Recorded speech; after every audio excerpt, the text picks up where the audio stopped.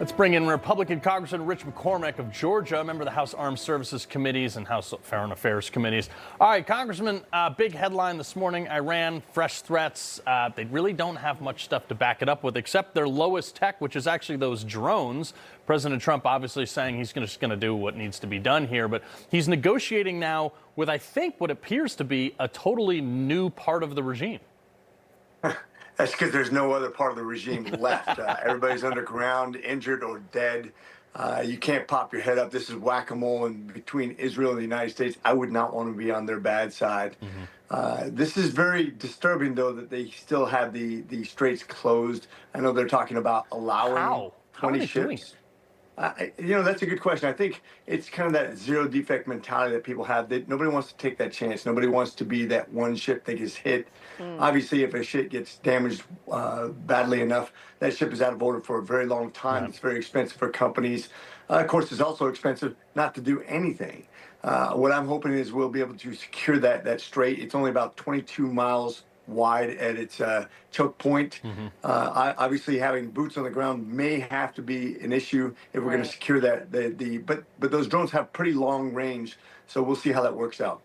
And obviously, there's mixed feelings out there about having boots on the ground. Then you have Politico out with this article, quote, Iran war puts Trump on shaky ground with young MAGA men. Is there any truth to that? What can you tell us? Are your Republican colleagues nervous about how this all plays out come midterms? Of course, there's a section of our party that's very much isolationist, that don't want us anywhere. They don't want us to help Israel. They don't want us to help Taiwan. They don't want to help Ukraine. They certainly see the world in a different way, but I don't think they're going to just cross over and vote for Democrats. The question is, will they vote at all? What brought them to the table in the first place? What got them excited? There's going to be that fight for the rest of our lives.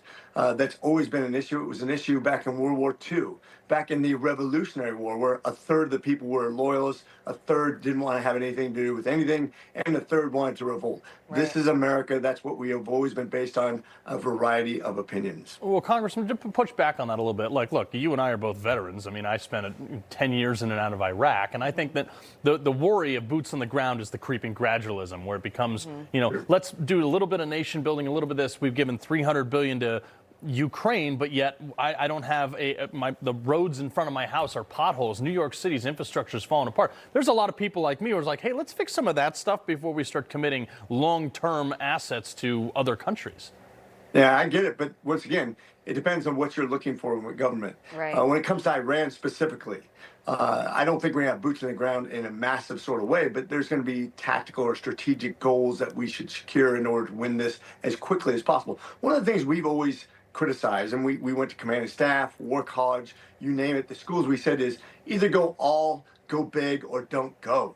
One of the problems we've always had with wars is when we creep, when we do just a little bit at a time, we do very poorly with the American public. You go big, you go hard, and it's over, we win, because we are the biggest, baddest people on the planet.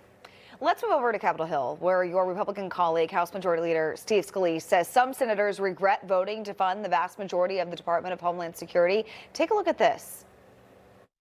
Frankly, a number of senators have expressed buyer's remorse with what they did at 3 in the morning. We have very big differences between the House and the Senate. The Senate bill they sent over, by the way, defunds about 7,000 positions at the Department of Homeland Security. And, John, keep in mind, we've had 3 Americans killed just last week by people here illegally. We've had 4 terrorist attacks on our home soil here in America just in the last month. This is no time to be defunding major operations at the Department of Homeland Security. That's what the Senate bill did.